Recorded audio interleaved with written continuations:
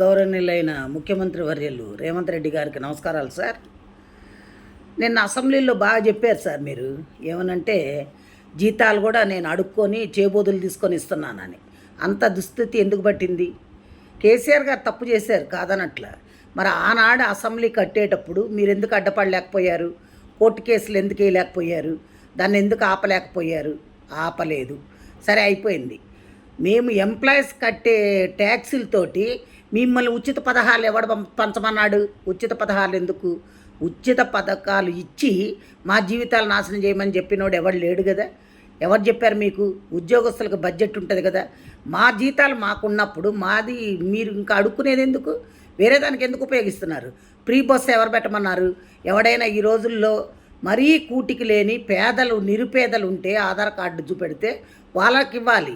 అంతేగాని ఒక కూలోడు బయటకు వస్తే 800 రూపాయలు, 1000 రూపాయలు మగవాళ్ళకి, ఆడవాళ్ళకి 800. అలా సంపాదిస్తున్నప్పుడు అది తీసుకెళ్ళి ఎక్కడ పోస్తున్నారు? బ్రాందీ షాపుల్లో పోస్తున్నారు. అదే నువ్వు ఈ ఉచితాలు పెట్టకుండా ఉద్యోగాలు వచ్చే పొజిషన్లో చేసుండి ఇండస్ట్రీల్స్ తీసుకొచ్చుంటే కంపెనీల్లో ఉద్యోగాలు వచ్చేవి చేసేవాళ్ళు. అసలు ఇవన్నీ ఎందుకండి?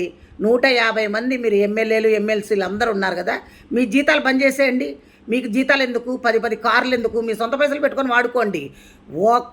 కోట్లు పెట్టందే మీరు ఎమ్మెల్యేలు కావట్లా.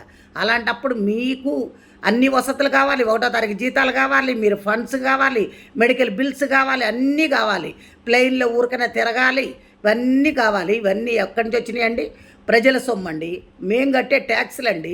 మా ట్యాక్సుల పైసలు మిమ్మల్ని ఉచితాలుగా వాడుకోమని చెప్పినోడు ఎవడు? ఏ రాజ్యాంగంలో రాసిందో చెప్పండి. మీరు ఇవన్నీ కానీ చేస్తే ఇప్పుడు మేము రిటైర్డ్ అయిన వాళ్ళకి కనీసం పైసలు కూడా ఇచ్చే స్థితిలో లేరు మీరు. అంటే అప్పులు చేశాడు కేసీఆర్. అప్పులు చేసిపోయిన ముఖ్యమంత్రి ఒక ఆయన ఆస్తులు నీకు దమ్ముంటే ఆయన ఆస్తుల్ని ఏలమేయండి. ఆయన ఆస్తుల్ని జప్తు చేసి అప్పులు కట్టించండి. ఇది ఒక చట్టం దాండి. స్టేట్ కానీ సెంట్రల్ కానీ మీ ఇష్టం వచ్చినట్టు వాడుకొని మాకు ఉచితాలు ఇస్తున్నాం, మీకు ఉచితాలు ఇస్తున్నాం అని చెప్తున్నారు. ఉచితాలు ఎవరికి ఇస్తున్నారు? ఉచితాల పేర్లతోటి మీ కార్యకర్తలకి దోసి పెట్టుకుంటున్నారు.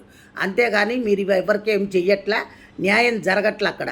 కాబట్టి దయచేసి మీరు ఇంకోసారి ఈ పిచ్చి సలహాలు ఇవ్వకుండా ఇప్పుడు ఎవరికైతే క్లాస్ 4th ఎంప్లాయీస్ కూడా జీపీఎఫ్ఐ పెట్టుకుంటే బిల్లులు ఇచ్చే స్థితిలో లేకుండా అయిపోయారంటే ఏమనుకుంటున్నారు?